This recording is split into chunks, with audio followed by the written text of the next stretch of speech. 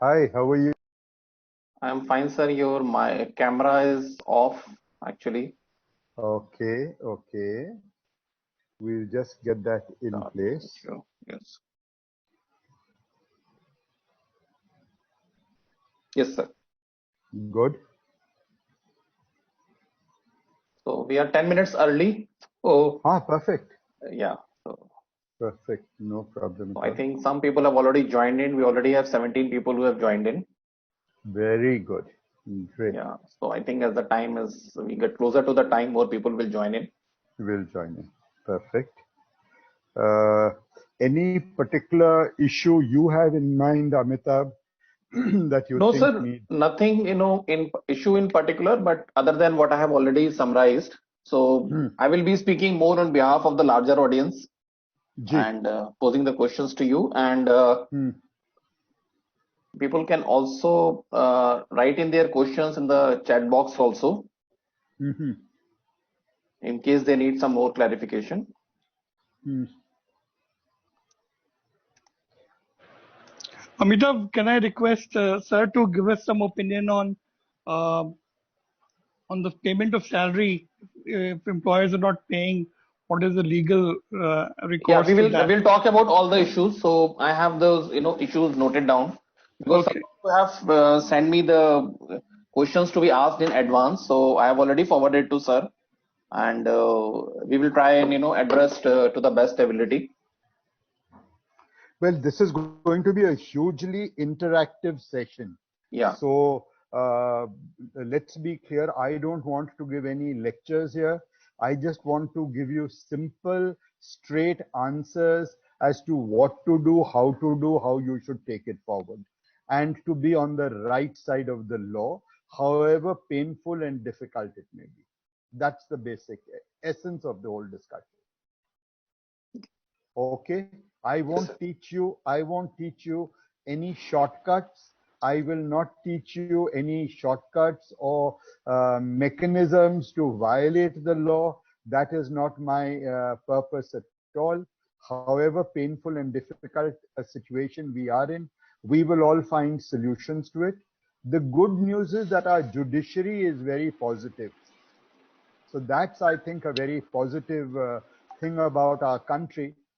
Of course, this pandemic thing and this entire situation has been upheld by the Supreme Court recently on 30th of March, 30th of March. The judgment, there's a order of the Supreme Court. So we'll talk a lot more about it. ठीक है? Yes, sir.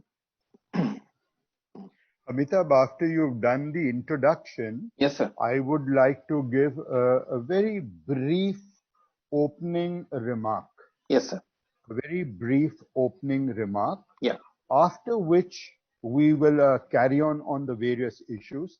I have Definitely. made a note of the issues that you have shared. Yeah. So what I will try to do is to try and cover up all these issues. For instance, the issue on wages, on social security, essential services, Yeah. occupational health and safety. Yeah. I'll deal with all those issues Yes, sir. so that we make best utilization of the limited time we have, because I'm Yes, sir. conscious of that.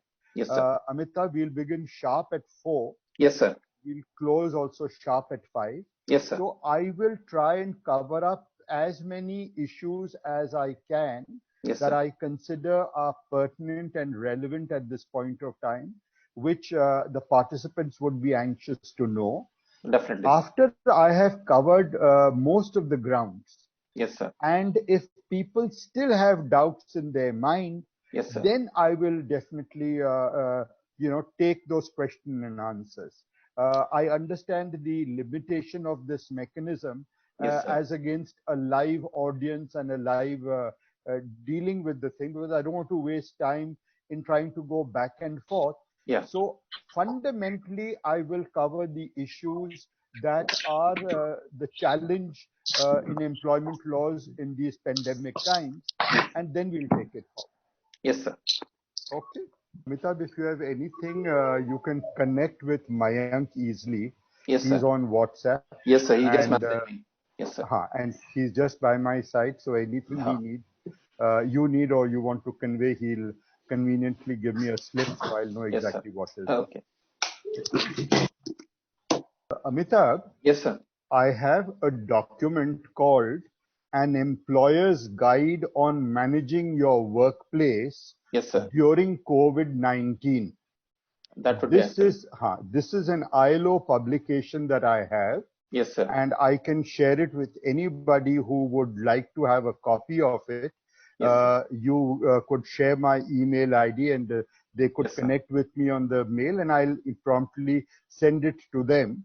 Yes, sir. This I thought is a very useful document Yes, sir. as to how employers should address and this COVID-19 situation, and how they're doing it even internationally, Yes, and sir. what are ILO standards about it.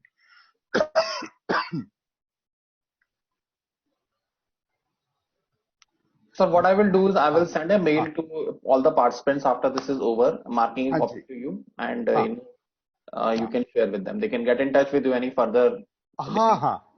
Absolutely. Yes, sir. Only thing is they must mention that they had attended or participated in your program. Yes, sir. And this is what it is, and then we'll try and help them out Yes, in sir. whatever manner possible. Yes, sir. Okay. Sir, I think we can start now. It's almost 4 o'clock Yes. because we have our closing time is fixed. Perfect. So, Perfect. yes, sir. Okay. Perfect. So, thank you all for joining us this afternoon. This is Amitabh here from Peoplebridge, and I have known Mr. Dias for quite long, and I don't think whether he remembers it or not. I met him through a classmate of mine in Karol Bagh, and so we have worked professionally also, and I've been in touch with him otherwise also on a personal basis, also a wonderful human being. And so Mr. Dias did his law in 1975 from Delhi University. He started his career as a campus trainee, which was a rarity in those days, and worked with DCM, and then he worked with a number of law firms, and then he was with PhD Chamber of Commerce and Industry till 1986. And he has had number of positions. He is the secretary of the Employer Association Delhi. He has been working with a lot of charitable organization, whether it is Holy Family, Caritas India, Missionaries of Charity, Salwan Public School, and almost all the industry representative bodies. He has been part of it at some point in time, be it CII, be it FICCI, everywhere. He has also been a very active participant from India on the ILO forum, and he has spoken almost been all over the world speaking on multiple issues which are related to employment. He has been on the board of ESIC, and he was part of the national panel which was set up to examine the labor laws. So there is no one better to answer some of the questions which we have. I need not impress upon the fact that what we are seeing today is a very unprecedented situation. And I mean, not something, this is something which we have never read in our books or ever prepared for it also. But the fact of the matter is the situation is upon us, and there is nothing much, we can do about it. And except, as they say, to, grin and bear it. And it is a situation which is problematic not just for us employers and HR managers, but let us also not lose sight of the fact that even for employees it is equally traumatic. I mean, it is very difficult for us to imagine, as an employee, you are sitting at home, you don't know whether your job is there, your factory is there, your employer is there, and what happens to you when you get back to your factory or office or whatever it is, because this is something which you had not prepared or anticipated ever. And but yes, the bills keep on running, you have EMIs to pay, you have school fees to deposit. So we have to take a view which has to be fair for all. From the employer side, there are n number of issues. The guidelines which government is coming up is not clear. The payments are stuck, they are not able to get the payment out. I mean, there are hundreds of challenges which are there from employer side. So it is important that we look at a situation which is win-win. we all have to make some sacrifice at some point in time. We understand that. But at the same time, we have to be empathetic to the employee who has put in so much of effort from us, from our side. And it is more important from HR manager's perspective also that we should convey the right information to the management also. So thank you guys so much. And we have a, sir, we have a very eclectic, what I would say, as a bunch of, participants. We are represented almost all across India. There are people who are joining in from Chennai, from Mumbai, Pune, and also from Delhi. And we have people who are, large part of the persons are from HR background, but there are still some, business owners also who are there. And they would obviously look at from a different perspective. Some people from finance are also there. And we look at you. And so, sir, while I would hand it over to you, I would also like to, the first question which I would have is, while you give your opening speeches, how does the world, look at it in terms of, from an employment law perspective? Over to you, sir. Okay. Thank you, Amitabh. First and foremost, thank you and Peoplebridge for organizing and arranging this program. I feel honored, I feel privileged to share with professional friends what is the right way forward. I would only say right in the beginning, expect more disruptions in the near future, because HR needs to be nimble-footed. You've got to know the law and then expand its applicability. So you've got to know the law and then you expand its applicability. Long-term planning is not feasible. So if you were to ask me, friends, how will I pay May 2020 wages or salary at the end of the month, I may not have an answer, because in the scenario in which we are, long-term planning is not feasible. Industry and HR in particular, and this is very important, has to have a humane approach. It's very, very important. You need to have a humane approach. You need to show sensitivity while dealing with the employee issues. Use this challenge for trust building. This is your opportunity for doing that. It will not be business as usual henceforth. Even if the lockdown is lifted, there will be a large number of challenges. I would speak to you about occupational safety and health hazards that you will have thanks to COVID-19. So substantial workforce will move to work from home. This would be a new scenario that would emerge. Again, there are a large number of questions there. A person working from home gets electrocuted. Does the Employee Compensation Act kick in? Or what remedy would he have? These would be some of the issues we will talk about. The employees will not be now henceforth be issued permanent letters of appointment where people will retire at age 58 years. Rather, my belief is now you're going to have more and more fixed term contracts, 3-year fixed term employments, and there will be a very different approach and strategy in dealing with trade unions, contract laborers, and workers in general. So to my mind, this COVID-19 experience that the world is facing, at least as far as employment laws go, there will be a huge turnaround.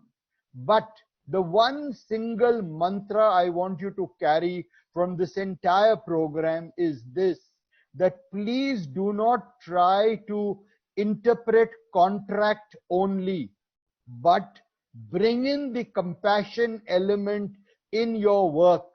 Because if you are going to try and have a legalistic approach in this scenario, I don't believe you will be able to succeed. Neither the statutory authorities will help you, and definitely not the courts, where I have been working for the last 40 years plus. the thought process of the judiciary would be very different in these matters, and therefore I would believe you need to have this in place. I would recommend right in the beginning, there is a beautiful study done by the ILO. There's a document available, and I'll be happy to share it with participants. It's called An Employer's Guide on Managing Your Workplace During COVID-19. It's a very detailed, exhaustive document, which I would urge all participants to have a look at it, because it will give you a lot of thoughts and ideas. Now I come to the main issue. Amitabh, you'll have to forgive me because of time constraints. Yes, sir. I do not want to get into the international and global response, because Yes, sir. every country from Australia to the United States, including Singapore, China, every country has been impacted. A large number of South American countries have been impacted. Their responses have been different. The reason why their responses are different, because their legal structures are different. And therefore, since our audience is focused in India, I would like to focus my entire, the limited time that we have, to focus it over here. Now, the first question, friends, you need to understand very clearly. All labor laws, all employment laws come March 29, 2020, based on a communication, a notification issued by the Ministry of Home Affairs. They have brought into force the Disaster Management Act.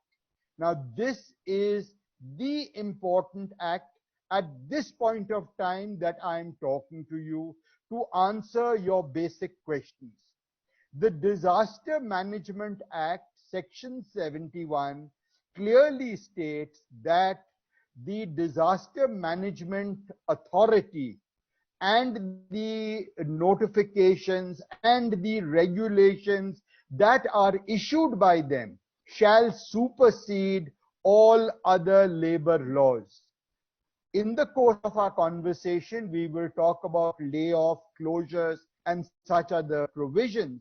But please understand, my friends, that all these laws, for the time being, are put on hold thanks to the Disaster Management Act.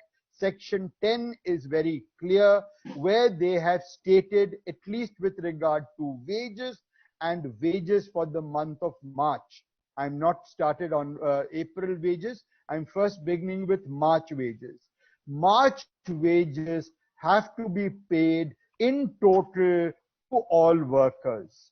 The good news in the month of March was that workers, employees were in employment till about 23rd or 24th of the month.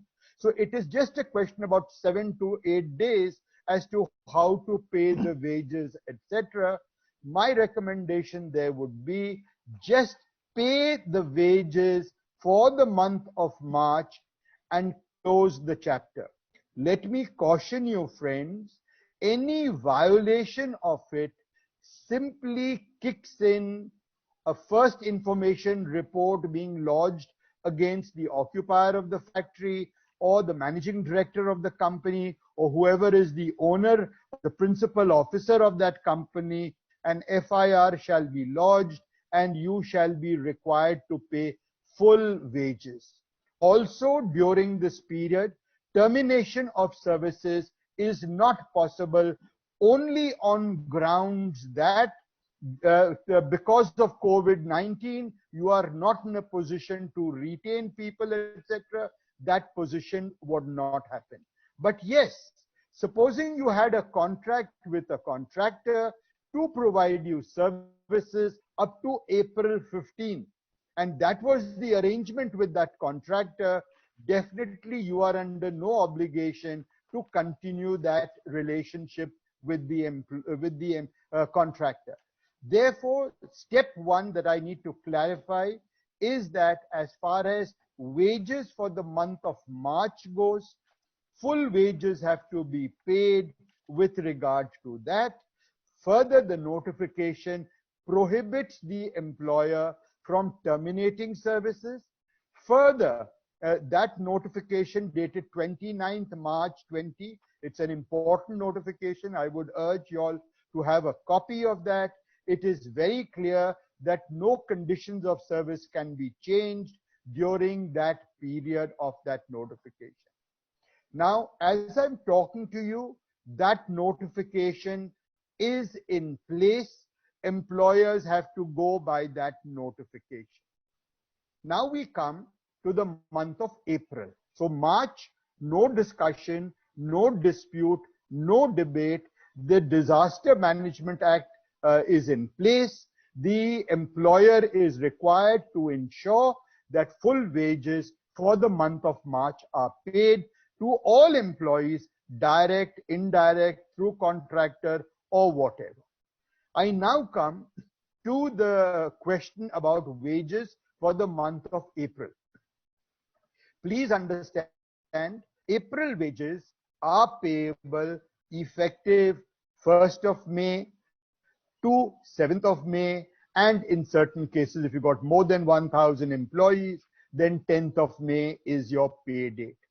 In the meanwhile, let me also clarify, there are notifications issued by both the ESI and the Provident Fund authorities that the Social Security contribution need not be deposited immediately. They have given you a further time up to 15th of May to deposit PF and ESI contributions.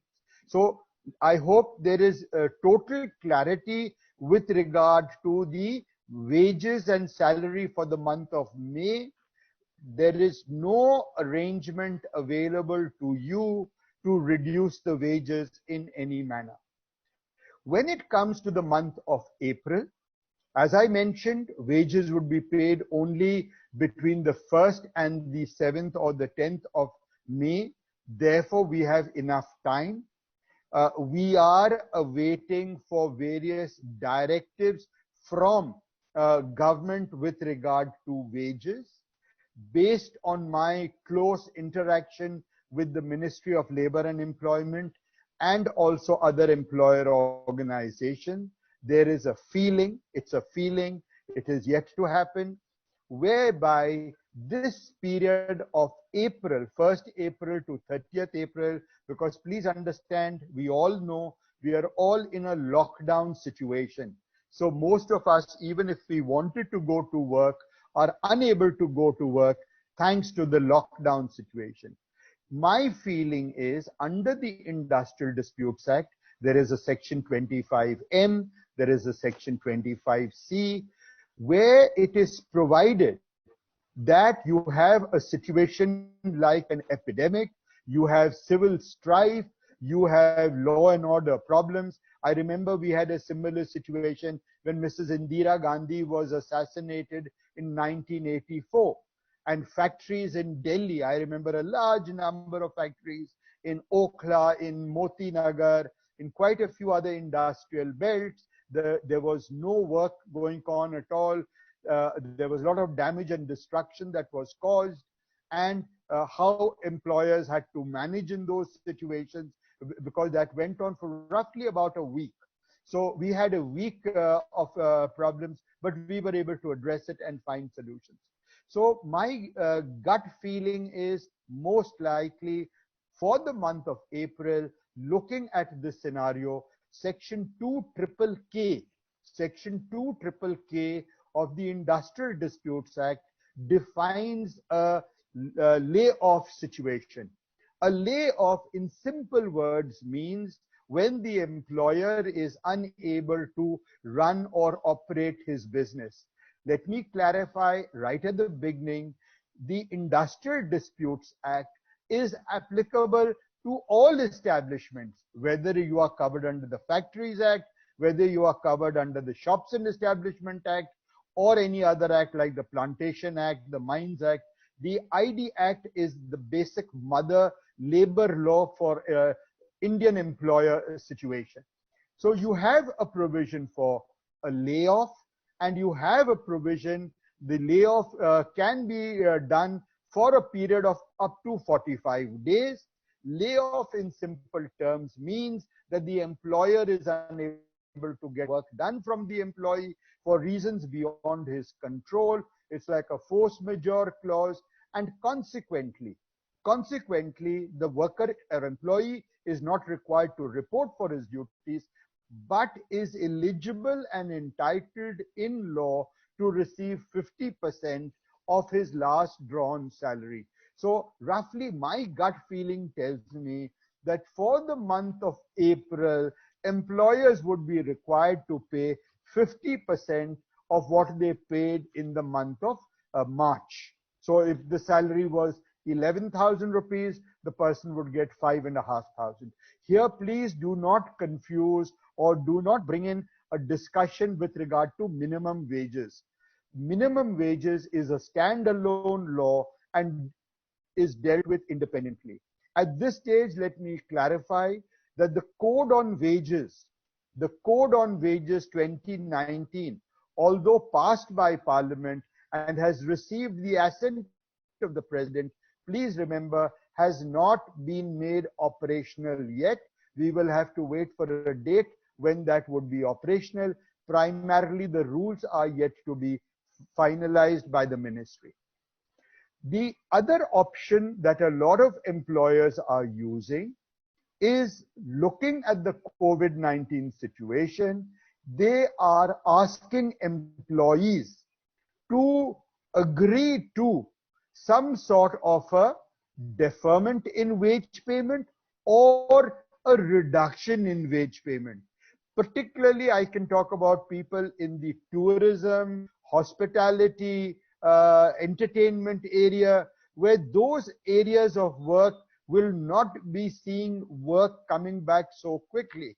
So to remain afloat, to ensure that your bills are paid, etc., etc., a large number of employers are writing to individual employees to obtain their consent for a lesser amount of salary. Now, please understand, it has to be a very clear offer made to the employee, and the consent of the employee has to be received. This, to my mind, would be a fair mechanism to address this issue at this point of time, where employers are finding it difficult to manage. So this could be one option of a voluntary, mutual consent agreement to reduce wage. This mechanism, friends, is the counter attack to Section 9 capital A of the Industrial Disputes Act that lays down a fairly tenuous mechanism for changing conditions of service to the prejudice of the workers and the employees. So this is a positive way of addressing the issue. Obviously, each establishment, each industry will have to find out its own mechanism as to how to address this. Therefore, with regard to wages for the month of April, the final view possibly will emerge around the 2nd, 3rd, 4th of May. We would know exactly where we stand with regard to payment of wages. Now, there are a few more important issues I need to touch before I throw open for discussion.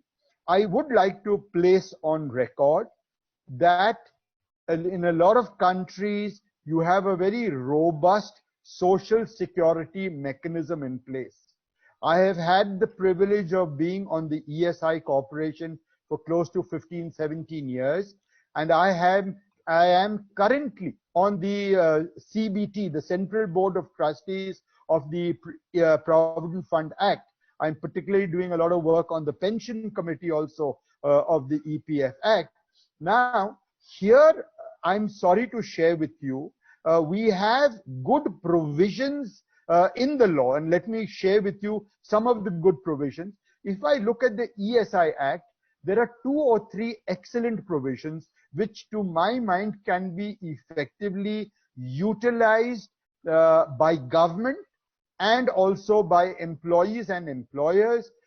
First is the ESI sickness benefits, which says that if you are sick, you are unable to work and perform your duties, 70% of your last drawn wage will be paid to you by the ESI corporation.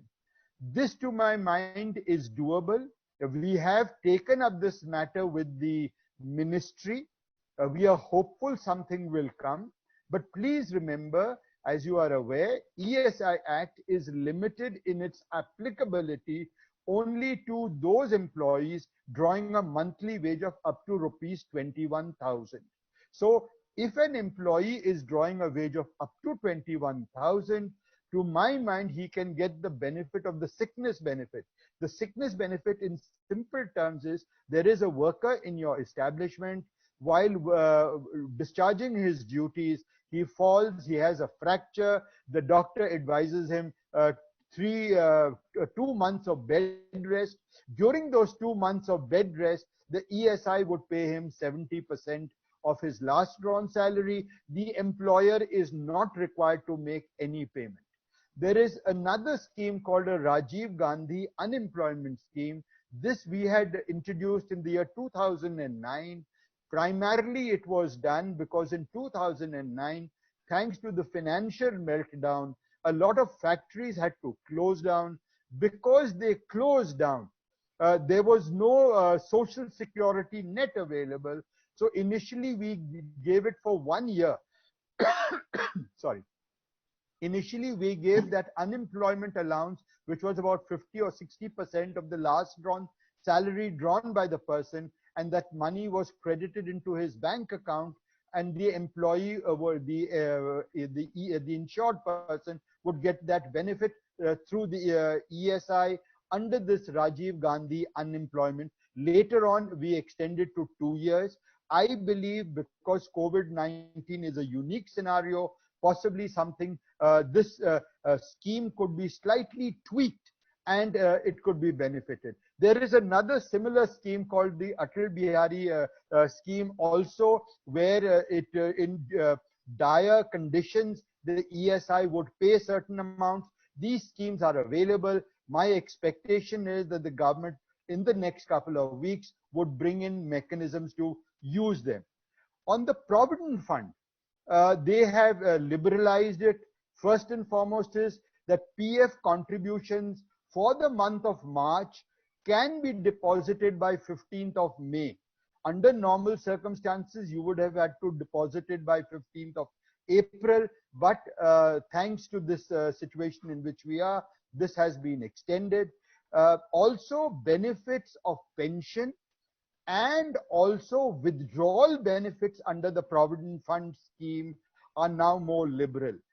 I'm taking this forum's opportunity that if any employer, any person is having difficulty on getting these benefits, please connect with me on email, because I'm in regular touch with the EPFO central office here in Delhi. I'll be able to take up your matter to ensure that these amounts are released at the very earliest, because I did get a feedback that a large number of people have applied to the EPFO for these withdrawals. So therefore, I can clearly see that ESI and Provident Fund would be some sort of a solace in the present situation in which we are.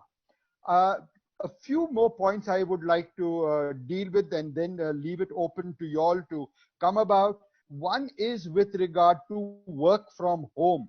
Now, of course, in work from home was first spoken about in the Indian law, in the Maternity Benefit Act, where they had made such a provision. But let me assure you, friends, implementing work from home policies would need a lot of care and caution. Appropriate technology, equipment, training are essential for staying connected to colleagues and the organization. This is challenge one. Challenge two is clear expectations are set forth from all concerned. I mean, if you are doing a work from home situation, it is important that the employees know exactly what is expected of them so that they can deliver. The big challenge on work from home, the feedback I'm getting, is the issue of time sovereignty, to support productivity, to give employees the ability to work in times and places convenient so that they can be productive. This, I think, friends, is a major challenge. Uh, I mean, people are having a problem that they have a single laptop, or they have a single charger or a single charging point. These things create problems. They have children in the house, they are not able to immediately attend. So you can't have a same situation that you will work, let us say, from 10 to 5. You might have to have some flexible arrangements available on work from home. Those mechanisms will have to arise. A big challenge on work from home, as I look at it, is the application of occupational safety and health standards to work to work areas at home, by assessing what it involves, the hazards and risks, electrical safety, general environment like noise, security, first aid, fire. These will be, because these are basic to workplace operations. Please understand, even if you are registered under the Shop Act, you have to ensure that there is clean drinking water available, that sanitation is done, first aid is available. These are all basic issues. Therefore, to my mind, the challenge that will arise is, how will you address the Employees Compensation Act in cases of work from home? I think that is going to be a very major issue. Then you will need to emphasize that employees have obligations around issues and policies such as their working hours, confidentiality, safe work practices. These, I think, would again be major issues that you will have to address when you are looking at work from home. I mean, there are a large number of issues that one would have to look at. I got a lot of ideas when I read the ILO document about this COVID-19 and about this work from home and the challenges that are being faced by them. I look at the watch, it's about 4:30, Amitabh. Yes, yes, sir. I think I've covered a reasonable amount of ground, but there may be certain specific issues that my friends would like to raise. So, Yes, sir. being fair to everybody, since we are required to close down by 5, I'll Yes, sir. give about 30 minutes time as open house. Now they can shoot their questions, or you want to begin by shooting the questions. Yes, I'll I be will actually happy and ask I'll on try to everyone's address it. behalf because otherwise, if Please. everyone will unmute themselves, it will become a chaos. Actually, 80 people we have. Okay. Okay. Okay. So, I leave it to you. Please. yeah. So, if I will try to unmute some of you, if some of you wants to ask a specific question, please send it to me on private mode. I will definitely unmute. One of the first questions which is there is, when we reduce the wages by 50%, do they have to get an employee consent in writing, or is it an email? Or what happens if employees doesn't give the consent? Okay. There are 3 questions you've put into it. Yes, sir. The third question is if the employee doesn't give consent. So we'll talk about that last of all. Yes, But sir. the first question is it mandatory to get consent? Second question is, how do you communicate about it? Now, Yes, sir. let's begin with communication. Communication can be done through n number of manners. The most humble is the mobile phone. So my request to all HR, I remember when we were in the ESI corporation, along with the ESI number of the insured person, we mandated it. Everybody's mobile number should be available, so that if he wants a doctor's appointment, if he wants to receive his money, he has a mechanism through which he can connect. So let's be clear. Right now, a lot of these WhatsApp messages are going on. These groups have been formed. The manager who heads, let us say, a certain division has 40 people. So all those 40 people are with him on that app, and that is how they communicate. and that is how they get the advice, etc. Now, so that is with regard to communication. Let me, in simple words, put it. Thanks to the Information Technology Act of 2000, from your mobile phone, WhatsApp, SMS, any mechanism is all accepted in a court of law. So don't worry, sir, the postal services are not functioning. It makes no difference, because I know right now, even where people have opened up, people are not coming to work in spite of them having opened up, in spite of having communicated to them what we are doing through this mechanism. We are clearly informing the employee that he is required to come, he's supposed to do so and so thing. If he is not coming and does not give you a valid reason could be, he says, sir, I'm in a red zone from where I can't move out, I'm in that area from which I can't move out, then obviously it would be an accepted position. But if there is no impediment in his reporting at the workplace, in such a situation, it becomes mandatory for him to report for work. The second thing was consent. The consent is very important. The employer has a contract. The contract is the appointment letter. The appointment letter states what are the wages to be paid. Hence, it becomes imperative for the employer to communicate to the worker that he is proposing to reduce the wages and to get his consent. Now I come to the third part of your question is, if the employee refuses to give consent for whatever reason, then we will deal with that reason on its own as to why or what. There, let me make it abundantly clear, if his reason is not a bona fide reason, is not a tenable reason, just for the heck of it, he is not wanting to report for work, sorry, it will not be acceptable. You can not only threaten him, but you can even, if need be, terminate his services. There, my recommendation would be, don't do it in the first instance, do a first, do a second, and then a third. In the case of reduction in wage, you can offer it to him, you can explain to him, as to why you are doing that. The choice then is entirely his.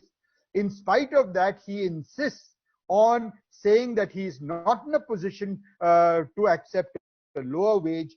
I would believe, of course, you'll have to make out a case that, sir, I can't retain such a person because I have a cash flow problem, I have a financial problem, and because of these reasons, I cannot do it. Also, the very fact that his co-workers have accepted, let us say, a 50% pay cut or a 40% pay cut, he is not prepared to accept any pay cut whatsoever and has no valid reason for it. I don't see any difficulty why the employer then cannot rely upon the basic clause of termination in the contract and exercise it. But please do it slowly. Please let us wait for directives from government for the month of April. Thank you so much, sir. Sir, one question, some of my colleagues who are working for essential services company, they have a very unique situation that they are allowed to function, but somehow there is a, workers being workers, they have understood that they will get paid whether they come or not. So why should they even bother to come to office? So, come to the factory or whatever it is. So some of the people, especially those who are in pharma, FMCG, they are facing this situation. So as an employer, can they deduct the salary? Can they issue a show cause to the workers who are not present? What would be an ideal course of action for them? Okay.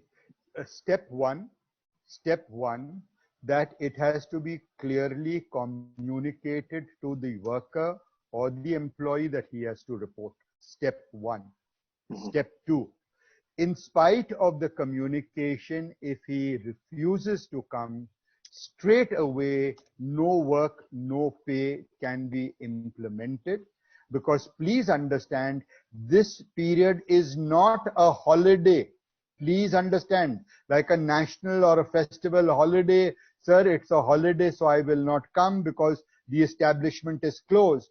Here, yes, the establishment is closed, but the reality is that it is closed for a totally different reason. So it is not a holiday. Step one would be to communicate to him. Along with that, no work, no wage would be what you would respond to. The third, you will give him one more opportunity, and that opportunity that in the next 24 hours you better report and give me a reason. If you're not reporting, please give me a reason, a valid reason. Of course, if it's a false reason, he says I'm living in an area which is in the red zone, and in reality it is not a red zone. He's made a false statement. Definitely you can take action against him, and I see no reason why the services of such people who are not, and remember this approach, the HR fraternity should use this as a national cause. Please, in your communication, like you said, the pharmaceutical industry is working for a national cause. If the pharmaceutical industries are not functioning full, obviously the people who need medicines will not get it. So you need to paint a picture as if there's a national call and a cause for which he is required to report. If he refuses in spite of that, Amitabh, I see no reason why you cannot even terminate his services. Thank you so much. So we have somebody from Hyderabad, Tulsi. She represents Director HR with an IT company. So I will just unmute her and she can ask the question herself. Tulsi, over to you. Yeah. Thank you very much, Amitabh. Very good session, sir. We have been really, I should say that we are lucky that we could attend this session and get all the knowledge from you. My question is particularly regarding IT industry. There's a lot of disruption, as another colleague of mine, Shanaz, is also mentioning here. So there are circumstances. Our headquarters situated in the US have laid off a lot of people there, and then have been asking us to lay off few people. So is this okay in case the company lays off by paying as per the contract, 1 month, 2 months, whatever is the notice period mentioned in the contract, by paying full salary for 1 or 2 months mentioned as per the contract and letting go of people? So would that also come under the notifications mentioned, or is it fine? Tulsi, it's a very valid question.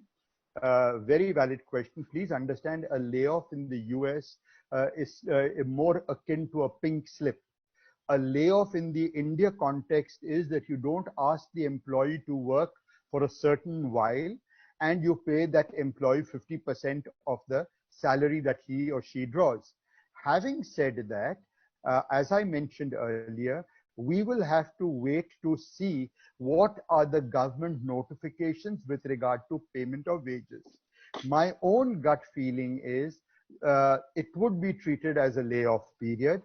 Thereafter, and please remember, the difference between the US and India is, in India they have invoked the Disaster Management Act of 2005. Section 10 is very clear. Section 71 is very clear that it supersedes all other laws. So coming back to your question, Tulsi, what you are saying is doable, but you will have to wait a while before such action on your part would be legally tenable. At this juncture, I don't think it would be possible. Definitely not up to May 3rd. Till the official lockdown is in place. Let us see what is government's position thereafter, and then we'll take it forward. I hope I've been able to clarify the matter to you, Tulsi. Absolutely, sir. Thank you so much. Tulsi, any other related question from the IT industry people? I mean, you can speak on the behalf of the larger IT industry. Absolutely.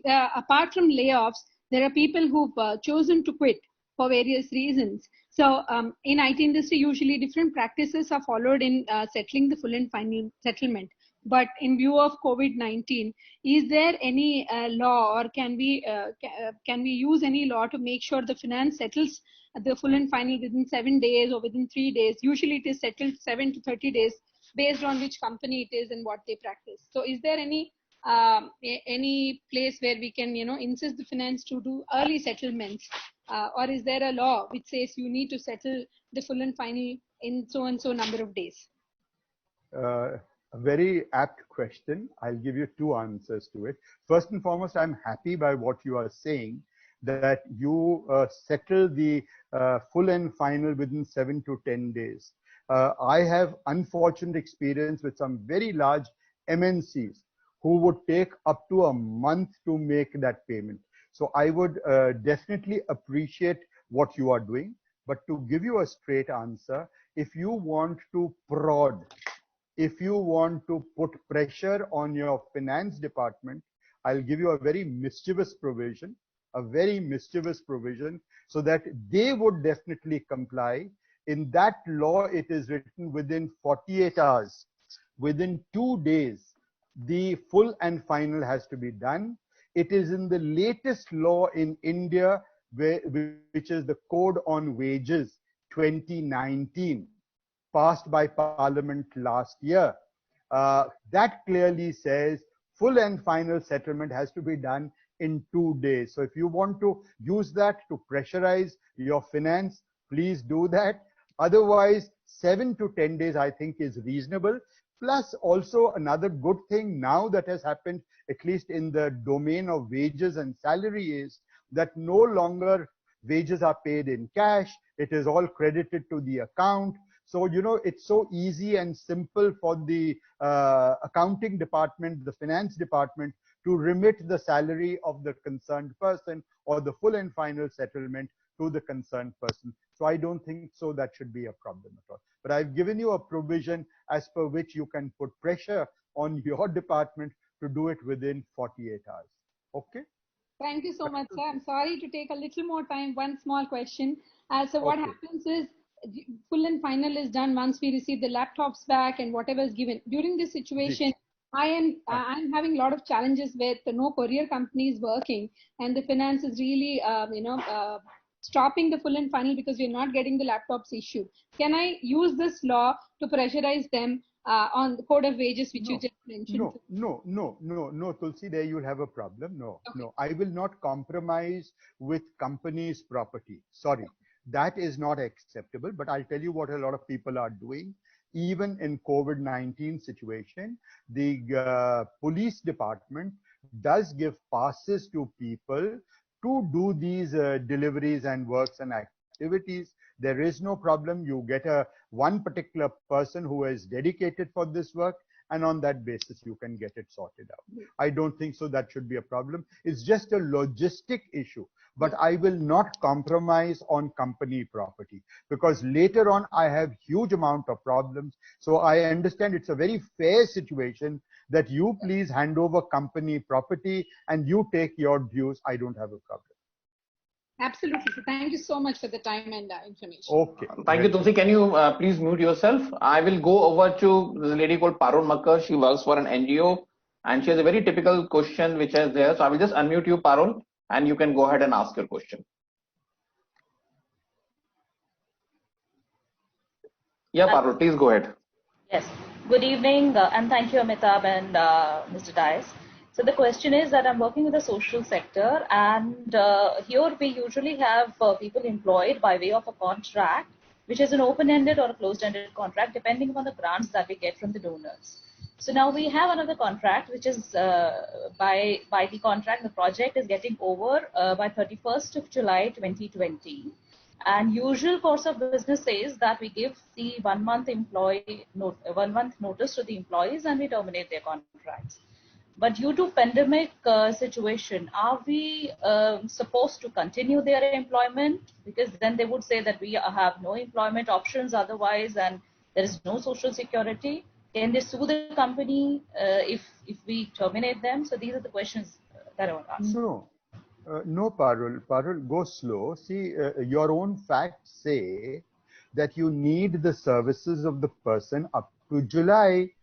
Yes. So there is no reason for you to fire the services of the person as of now. Number one. Number two, since you are in the social sector, I understand, A, you are working in the field, B, you have certain targets to achieve.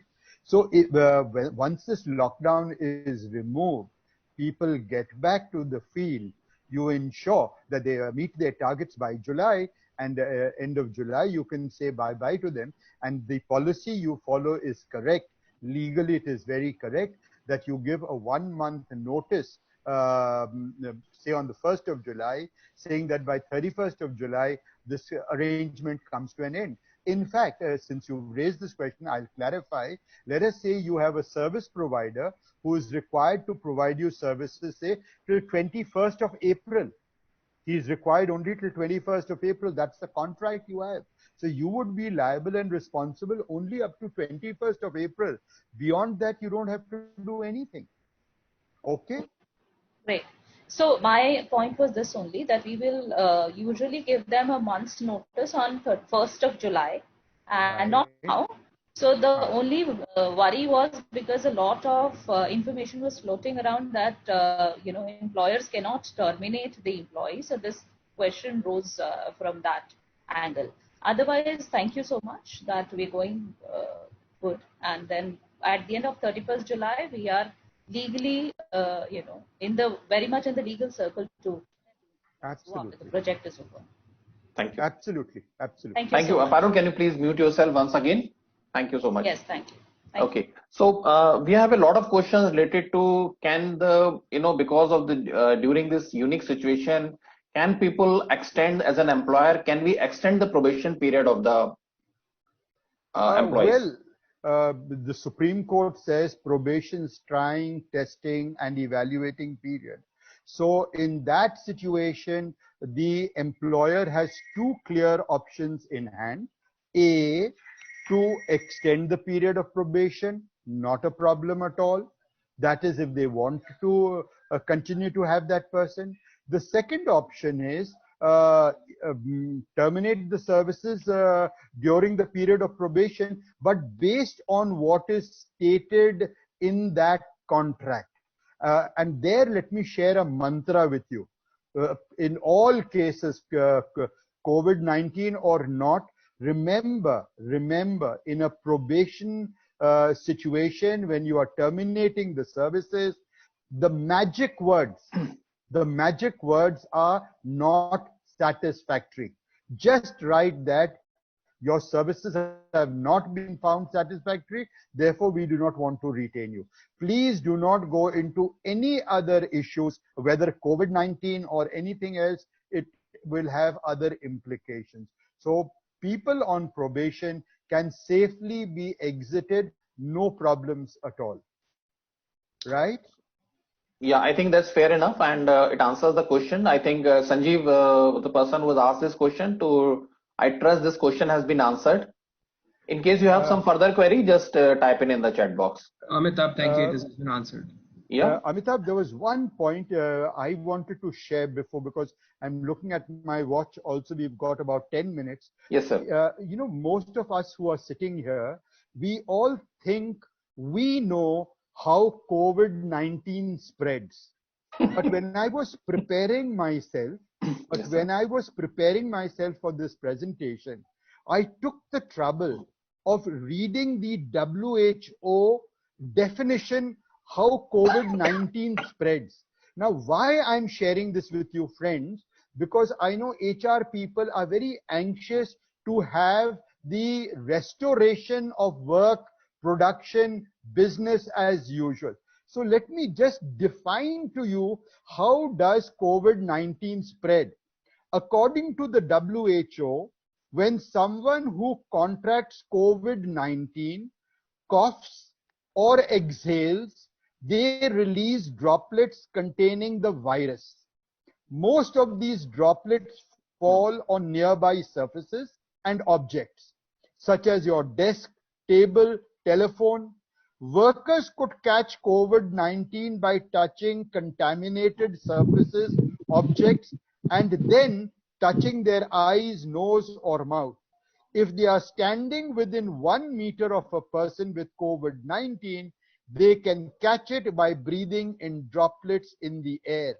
It spreads in a similar way like influenza. Now, the reason why I'm sharing this with you, friends, that in case your establishment is the cause of spread of COVID-19, as I mentioned a while ago, we've not discussed that due to possibly lack of time. But please remember, the Employees Compensation Act will kick in.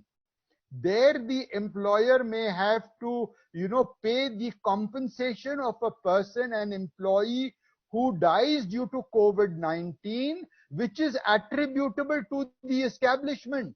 So please understand, and the latest document, I hope all of you have picked it up from the net, is this Ministry of Home Affairs notice dated 15th April 2020.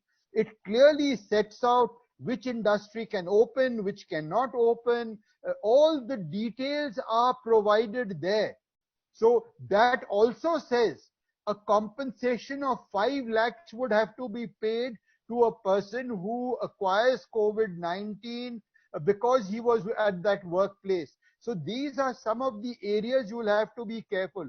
And of course, this order of 15th April clearly explains how the employer will sanitize his place and keep his workplace fit for employees to work and perform. So please go through that carefully. It's not going to be so simple to be operational. So I just wanted to conscientize you about this. That's all I had to say. Please, Amitabh. Yes, sir. Sir, one, as we get ready to, open up the offices, whether it is happening on 3rd or it is happening on, whatever date it happens, one challenge which is there is I'm looking at all the notifications which is coming in and all the guidelines which are being floated all around. And I mean, I would not go into the political aspect of it, but how do we ensure, that the worker who is coming to our establishment has not been part of any special gathering, where there has been a very high risk of, virus which is spreading, as we have seen in the past case. No, Amitabh, no. It's different. Yeah. If you read this order of 15th April, Yes, sir. it clearly speaks about checking the fever, checking other things that the employer has to put in place, providing masks, providing gloves. All that paraphernalia is the liability and responsibility of the employer. Yes, sir. So let us be clear. That is why do not be too anxious to open too quick and fast without having in place all mechanisms to address this issue. See, nobody at this moment is talking to you about the Employees Compensation Act. I've done it at least 4 times in this program because I think it's very important. I mean, we are all waiting, let the establishment open. But let me assure you, my friend, even if the establishment opens, it is employers' 100% liability and responsibility to ensure that it is a safe working place. Yes. And therefore, those aspects will have to be taken. To come to the point that you have raised, earlier, prior to this COVID-19, we had another problem, a problem called AIDS. Now, employers and HR people used to try to probe into these issues. By law, you cannot, these are privacy issues. If a person is suffering from AIDS, the employer cannot mandate that you have to disclose it to me. The ILO is very clear. Laws per se are very clear, the privacy laws. The problem with COVID is that there are empirical tests. So you will not ask him whether he has been here or there.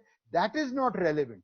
What is relevant, Amitabh, is that a proper check is done. You may have to engage the services of a doctor and a nurse to support the establishment at the time of opening, so that there are basic tests available. Of course, we haven't found a vaccine for COVID, but we have found some tests that can broadly identify a person who may be suffering from COVID. So those tests will be the liability, responsibility of the employer. And as I've already said, if you are an insured person covered under ESI, conveniently you will get 100% treatment at the ESI. But if you are drawing a monthly wage in excess of 21,000, then it is 100% responsibility of the employer, which brings in 2 aspects, Amitabh, you have to keep in mind. Please look at your health insurance policy, please see that it is minimum for 5 lakhs, maybe more, so much the better. But for COVID-19, they're all talking about minimum 5 lakhs. So please ensure in case of death, in case of ailment and medical treatment, see how much treatment can be provided by the company. So you need to revisit your insurance policies before you pick up the lockdown, before you get people to work. And please ensure that there is a proper medical checkup done prior to introducing people into the establishment. Clear? Yes, sir. Thank you so much, sir. We will have one last question, and that primarily pertains because we are almost out of time now. So I will just, with your permission, I will ask just one more question. A lot of questions are related to contract employees and to the outsourced employees. Gee. Yeah. So what could be the best way to, Amitabh, you could be a contract worker, you could be a temporary employee, you could be a part-time employee, you could be through contractor. Please understand, at this point of time that I'm talking to you, in law, in employment laws, they are all on the same position. That is, their legal rights, their legal benefits, their legal defenses are all the same at this point of time. So let's not distinguish, oh, he is this, he is that.